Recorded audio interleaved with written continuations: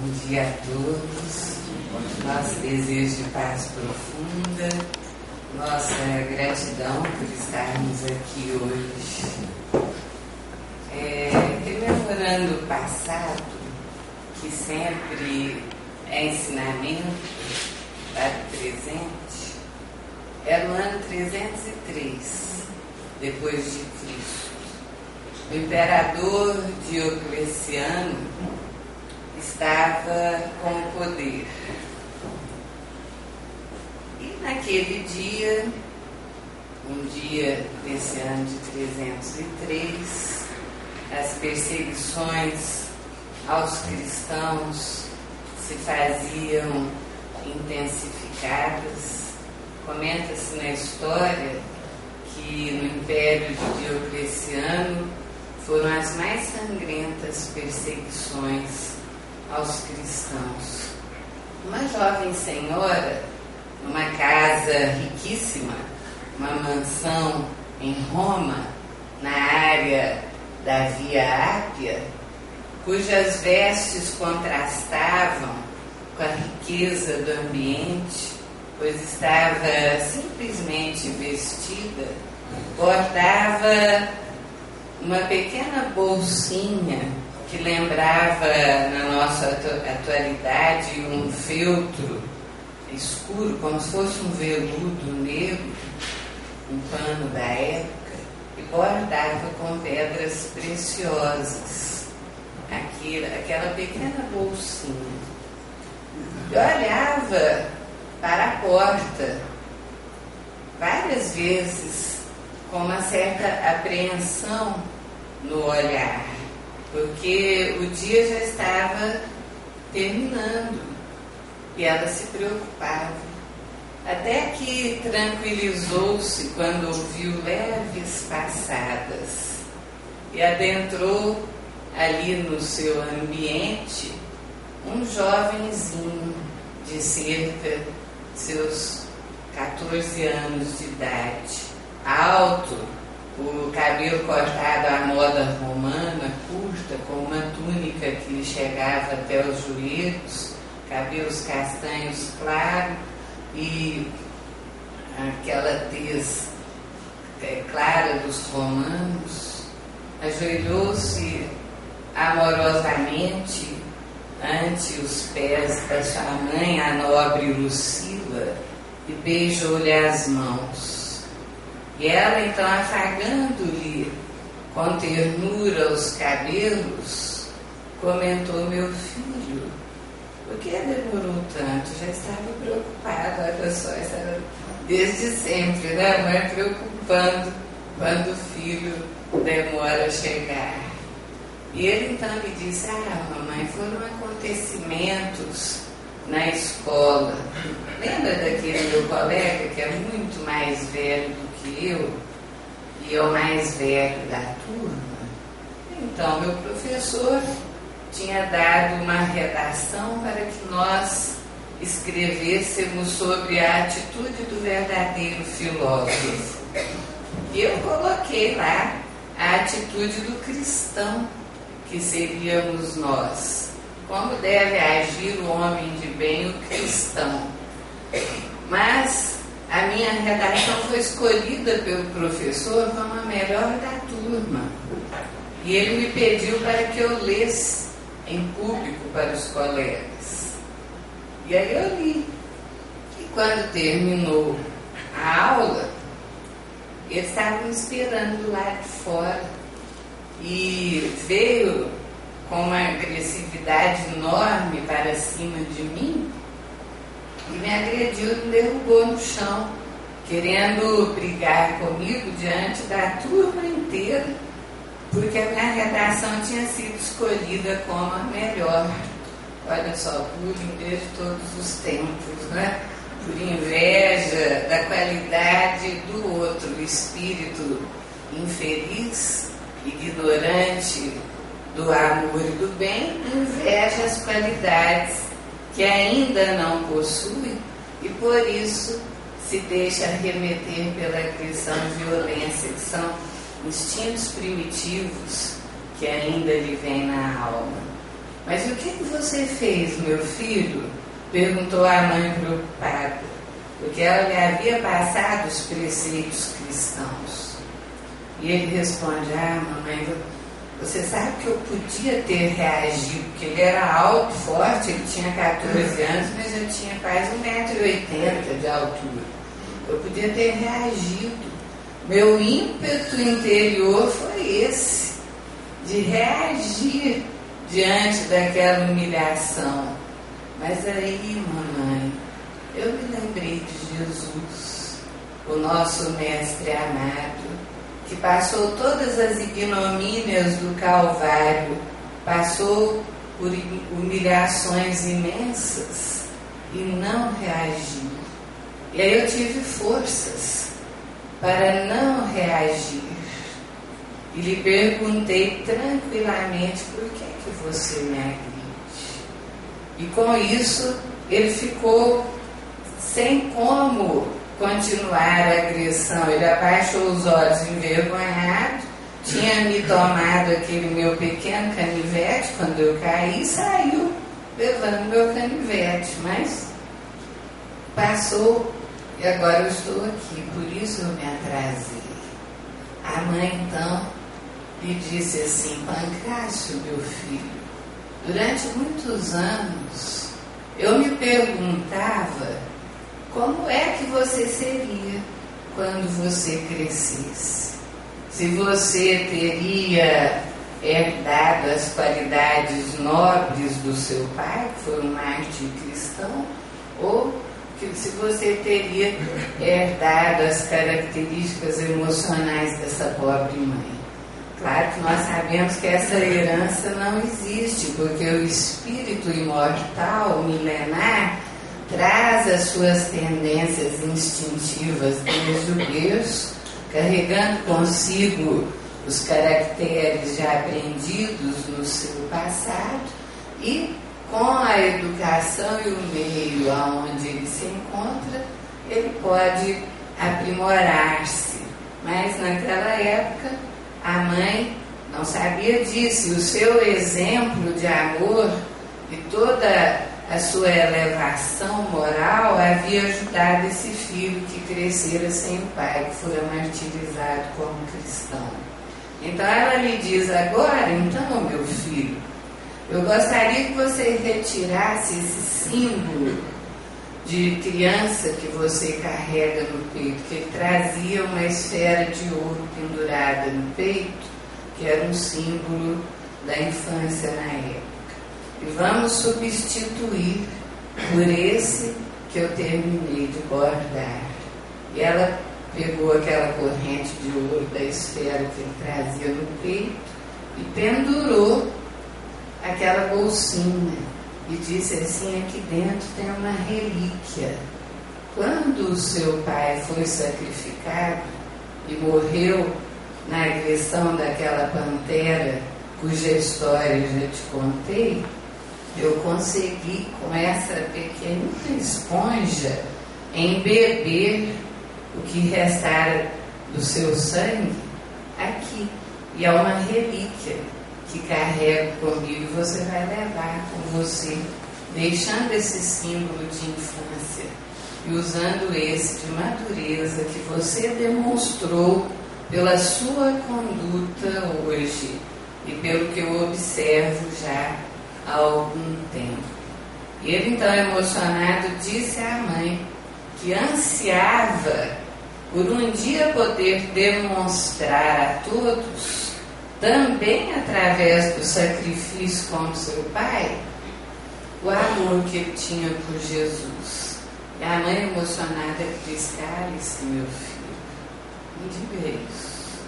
E o tempo passou, os meses passaram, ele era amigo de Sebastião, o soldado romano, que a história nos coloca como aquele mártir que morreu sob as flechadas. Ele era amigo de Quadrado, um soldado romano de quase 2 metros de altura, que era cristão, de Cecília, a mártir, de Inês, e demonstrava na sua vida cotidiana, junto com sua mãe, o amor que ele tinha pelo Cristo, o despojamento, o desprendimento dos bens terrenos, naquela casa enorme, aquela mansão suntuosa onde moravam. E as perseguições se intensificaram. E como Sebastião era diretamente ligado à guarda de Diocleciano, muitas vezes ele sabia com antecedência quais seriam os cristãos que seriam feitos prisioneiros para o martírio e avisava o quadrado, o soldado. E tanto ele como Pancrácio se antecediam muitas vezes à guarda romana, aos soldados, e conseguiam chegar nas casas onde haviam aqueles cristãos que tinham sido selecionados para a prisão e avisavam. E com isso eles conseguiram salvar muitas vidas.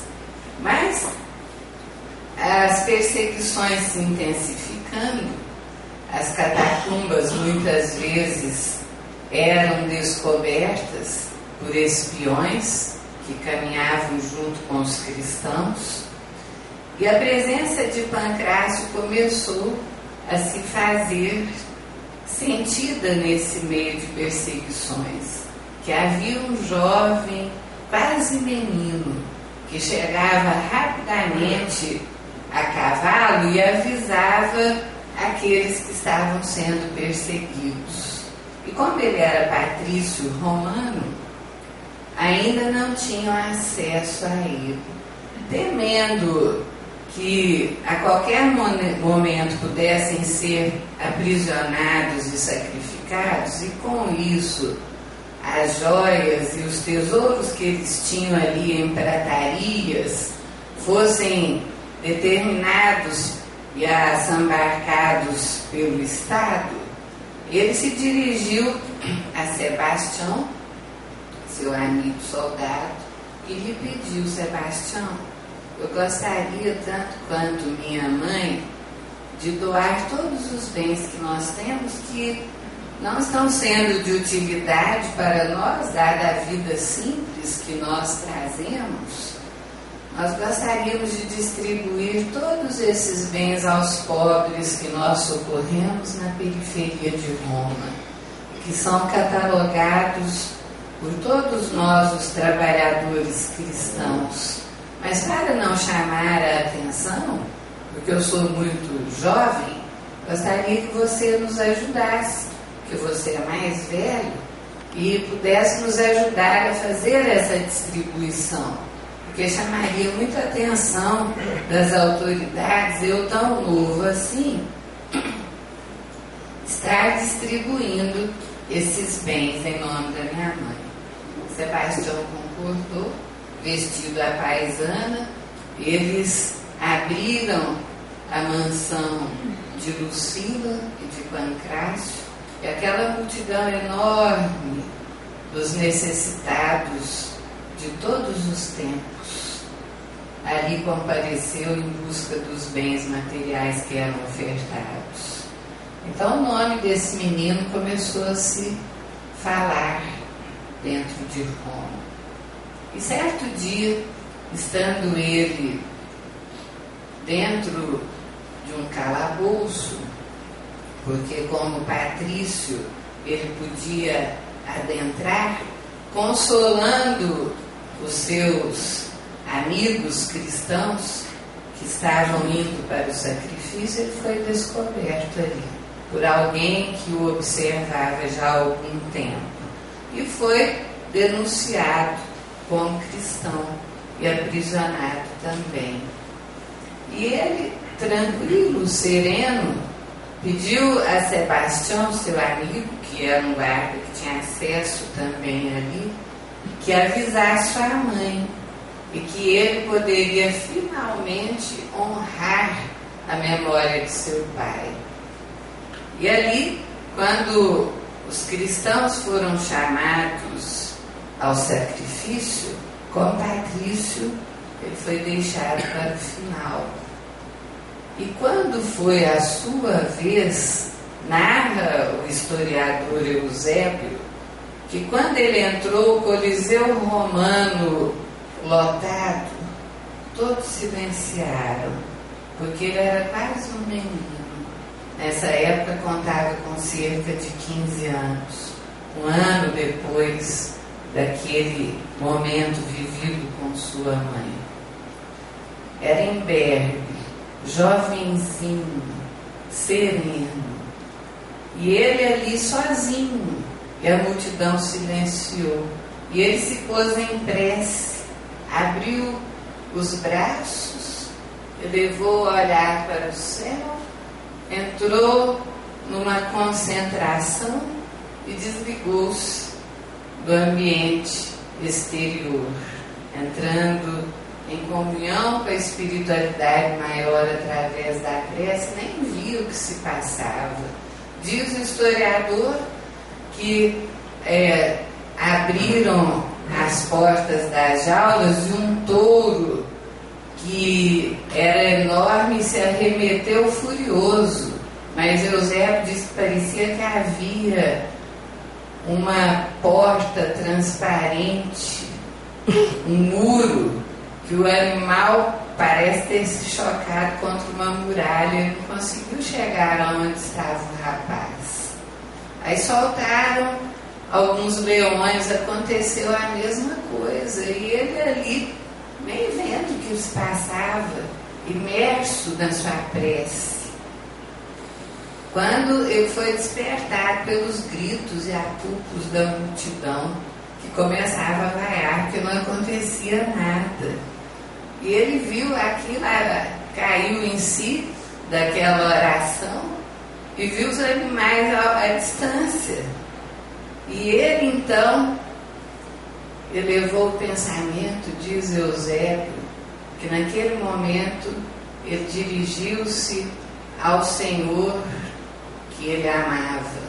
Elevou o pensamento até Jesus e falou em voz alta: Senhor, eu tenho testemunhado desde a minha mais tenra infância o amor que eu sinto pelo seu Evangelho, pelos seus ensinos, e tenho vivido de acordo com eles toda a minha vida.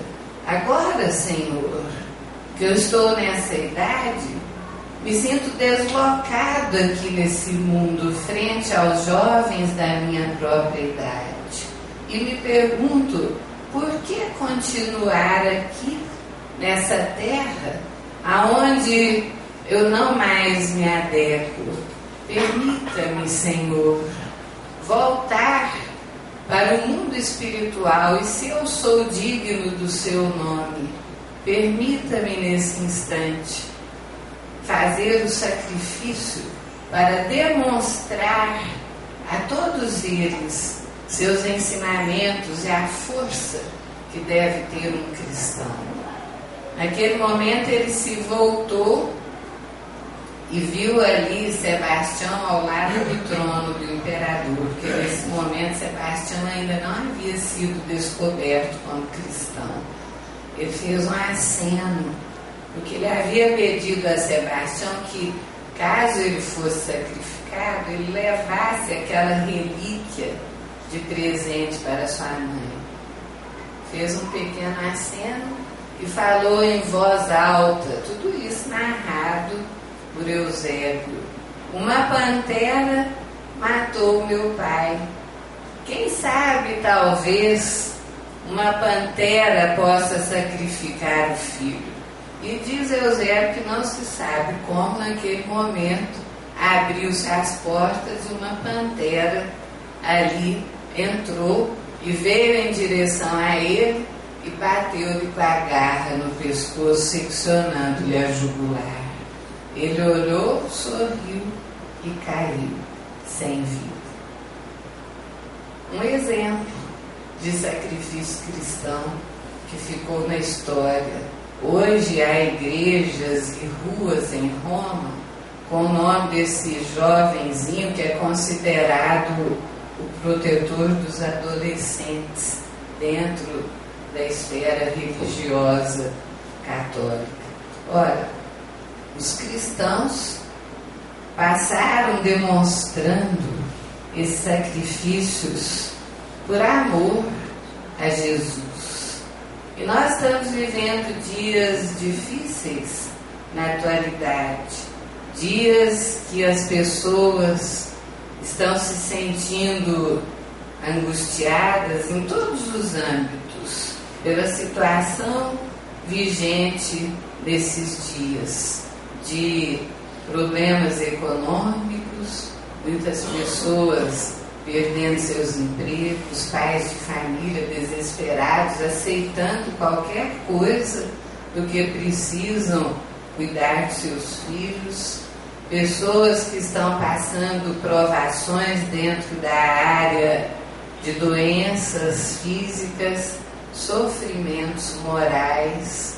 Ora, nós sabemos que nos dias da atualidade já não mais nos compete passar por esses sacrifícios nesse âmbito de dar a própria vida material por amor ao Cristo, mas sim o sacrifício de todos os dias, de demonstrarmos através da nossa conduta de serenidade e de calma, mesmo entre as maiores tribulações, que não é em vão que nós somos chamados cristãos.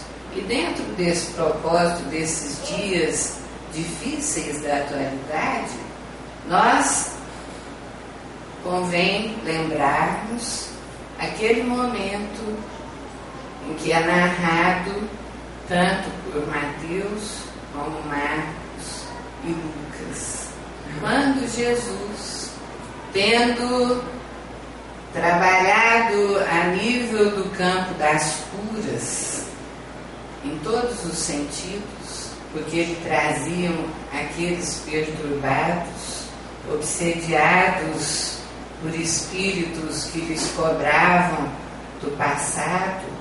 Muitos deles eram trazidos de todas as regiões, principalmente das áreas da Síria, ali próxima. Então, ele curava pela sua presença de amor, pela sua autoridade moral, levantava paralíticos, dava visão aos cegos, curava os que estavam com as lesões na pele, que as pessoas temerosas pensavam ser a hanseníase, a famigerada lepra do passado, que hoje, graças a Deus, tem cura. Uma doença kármica que está diminuindo ao longo do tempo. As provações dentro dessa esfera estão se reduzindo. Mas Jesus havia feito muito trabalho, havia exaurido muitas das suas energias, porque, a despeito de ser o ser mais puro que pisou nessa terra, o amor por excelência, cuja energia envolvia a todos com doçura, com ternura, com aquela sensação de paz, ele irradiava de si as energias curadoras, porque ele não precisava de intermediários, ele não precisava de socorro dos espíritos benfeitores, porque ele era o maior de todos. Ele estava sempre com essa multidão de espíritos a obedecê-lo, a trabalhar junto, mas ele irradiava as virtudes de si mesmo, pelo seu desejo, pela sua grandeza, e ele estava cansado naquele dia. Esse momento é conhecido de todos nós. E ele pediu então que adentrassem o barco. E entraram no barco para singrar as águas em direção à sua casa, Cafarnaum, onde ele habitava, na casa de Simão Pedro, passando primeiramente, quando estavam nesse trajeto, na região do promontório grego, depois desse episódio, quando ele curaria mais aquele irmão que estava obsediado violentamente por uma legião. Mas nesse momento ele estava muito cansado fisicamente. Deitou-se e adormeceu, todos nós sabemos. Ora, o lago de Genezaré, ou mar da Galileia, é muito extenso. Afluente do Jordão, é largo, tem quase 23 mil metros de extensão, quase 24 mil. E tem cerca de 13.869 metros de largura, quase 14 mil metros de largura. E é circundado por montes elevados.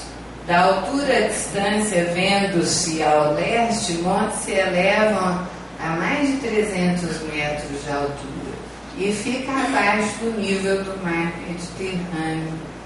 E ali o Monte Hermon, que era considerado monte de neves eternas, sempre em neve aquele monte.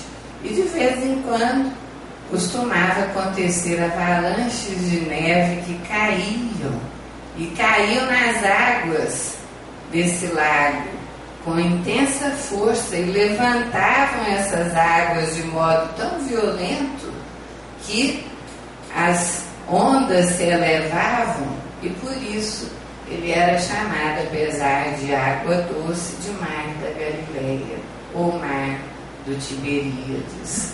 As águas estavam tranquilas naquele dia. Ele adormeceu em paz, o sono dos justos, daquele que faz o bem e dorme bem, trabalha incessantemente e dorme bem. Estava dormindo ali, seus companheiros com ele, quando subitamente houve esse movimento das águas e uma tempestade se fez ali também presente. E a barca começou a se mover ante esses obstáculos todos. A água das ondas entravam dentro daquela pequena barca, mas que sono profundo, a gente fica imaginando, se fôssemos nós aqui, tínhamos acordado com essa situação, porque qualquer barulhinho, às vezes nós estamos em estado de alerta nos dias de hoje, mas ele estava no sono dos justos.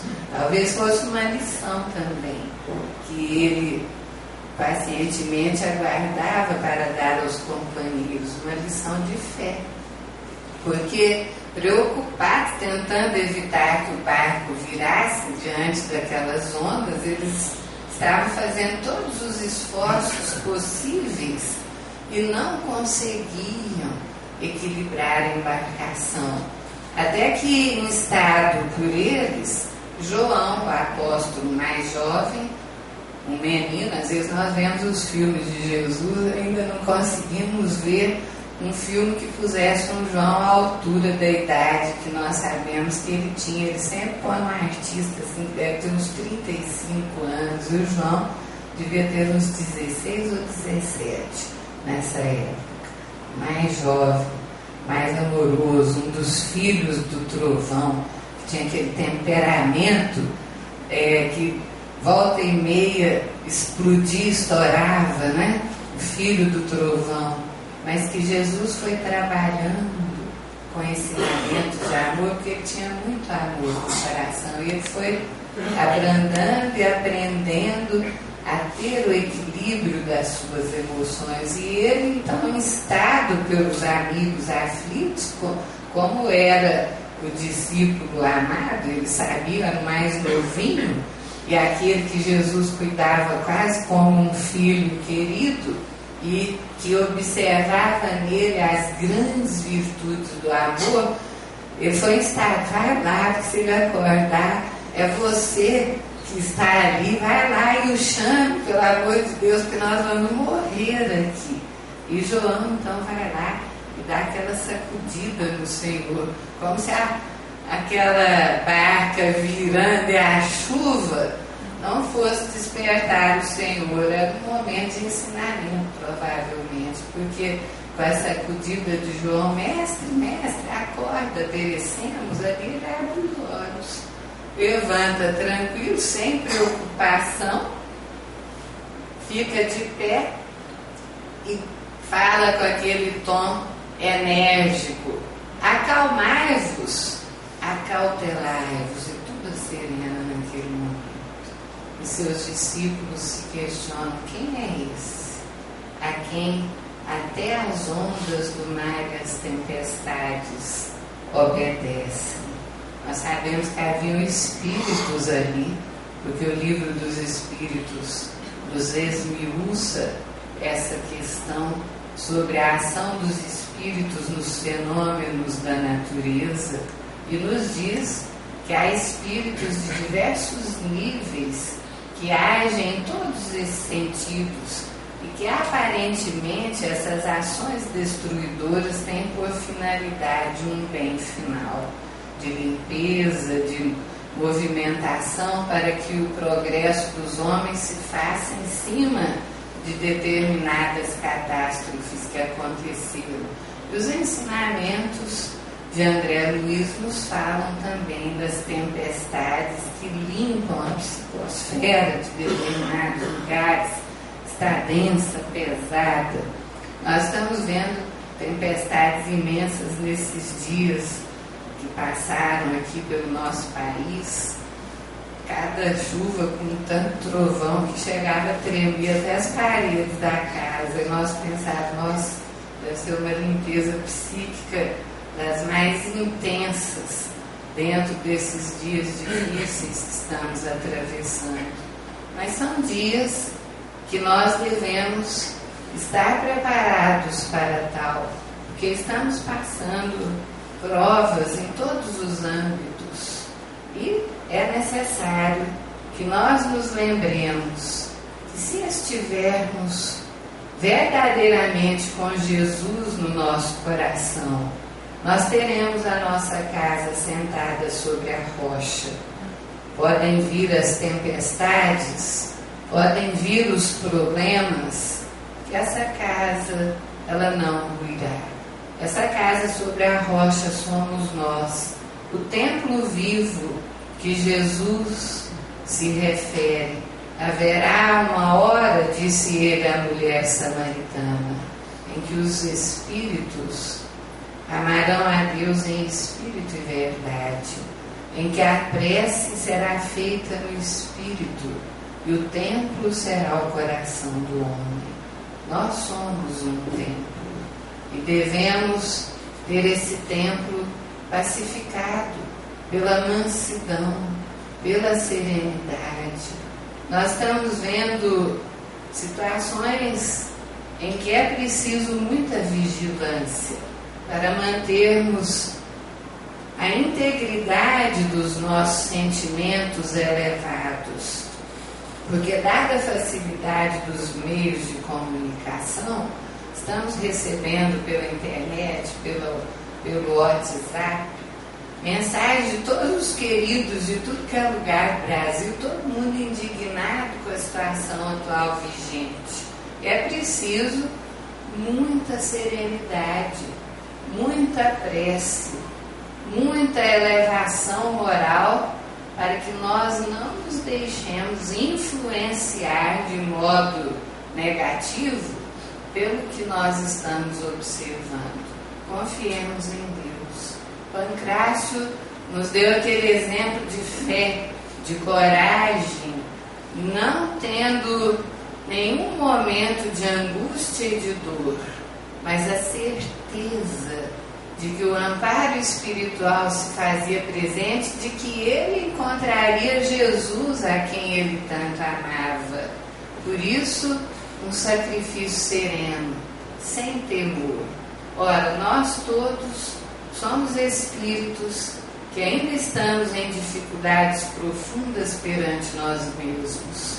Temos um dever moral de, com o conhecimento espírita, trabalharmos nossas emoções, trabalharmos nossos sentimentos, de modo que também nós possamos melhorar nessa encarnação que temos essa oportunidade tão bela de recebermos esse farol de luz que é o Espiritismo que nos ilumina os caminhos e termos Jesus conosco. É necessário caminharmos com Jesus a despeito de todas as dificuldades, porque Ele é a nossa força, é o nosso exemplo, é o nosso modelo. Quando tudo nos parecer doloroso, quando tudo nos parecer difícil de enfrentar, elevemos o nosso pensamento, pensemos em Jesus e sentiremos a força que da esfera superior desce até nós, nos dando a coragem para prosseguirmos no caminho. Nós todos estamos dentro desses momentos da Terra, em que parece que a agressividade e a violência estão espolcando em toda a parte. Quando nós pensamos que tudo se acalma, aparecem momentos de agressão e de violência. Então nós mantenhamos a nossa serenidade, mantenhamos a nossa fé, para sabermos que são os nossos testemunhos da atualidade, que se nós passarmos mansamente, serenamente, seremos vitoriosos, passaremos com Deus conosco, com paz conosco. Estamos chegando já no momento final do nosso pequeno trabalho de hoje. E que possamos ter conosco essa certeza na alma, de que por maiores que sejam as tribulações, disse Jesus aos seus discípulos: lembrai-vos de mim, eu venci o mundo, quando ele apareceu para os 500 da Galileia, que ali se encontravam no monte à sua espera. O mundo vos dará tribulações e sofrimentos, mas lembrai-vos de mim, eu venci o mundo. Caminhemos com serenidade, meus amigos. O sofrimento baterá à nossa porta, sim. Nós não somos imunes a ele. Poderemos chorar lágrimas de dor, mas diz o Evangelho no capítulo Cristo Consolador que as lágrimas foram benditas no Monte das Oliveiras. Jesus também chorou. Que possamos chorar sim, para desabafar as nossas dores e as nossas angústias, porque não é à toa que o corpo humano pode chorar. É um modo de amenizar as dores internas, mas que mantenhamos a resignação, a serenidade, a confiança em Deus e as orações. E caminhemos com segurança, porque todas as horas difíceis passam. E lembrando Jesus, ele nos disse: vinde a mim todos vós, que vos encontrais aflitos e sobrecarregados, pois o meu jugo é suave e meu fardo é leve, e eu darei descanso para as vossas almas. Tranquilizemo-nos, pois, e caminhemos seguramente, porque Jesus está no reino. Trabalhemos com os nossos esforços para melhorarmos a nós mesmos, para sermos o exemplo de alguém que confia no Cristo e que estamos amparados, e que dentro das nossas pequenas possibilidades possamos ser aquela candeia que se acendeu acima, está acima do velador, acima daquelas camas, está lá no alto para iluminar o ambiente e não debaixo do candeeiro ali. Ela se encontra acesa, firme e iluminando tudo. É assim que devemos nos portar, sem desespero, com serenidade, com a prece, com a oração e com o trabalho no bem, que devem ser os nossos sustentáculos. Nosso desejo de paz a todos e que as tempestades de nossa vida possam ser amainadas pela presença do Mestre, que nos ampara sempre. Muita paz a todos.